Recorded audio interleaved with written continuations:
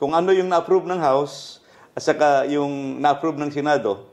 Hindi lang sa budget, karamihan, kahit anong batas, usually magkaiba yung version. So most especially sa budget, kasi ang haba ng budget, ang daming figures, madaming agencies. Ginagawa nun, dahil hindi pareho yung resulta, gagawa ngayon ng both houses ng conference committee. Yung House contingent, i-compose yun, i-appoint ng speaker, pero babasahin yun sa plenary, i-compose yung House contingent, then yung Senate contingent sa bicameral conference committee. Then uupo yung dalawang contingent. Yung House contingent at saka yung Senate contingent, sila yung tinatawag na bicameral. Kasi dalawa ng Senate at saka bicameral conference committee.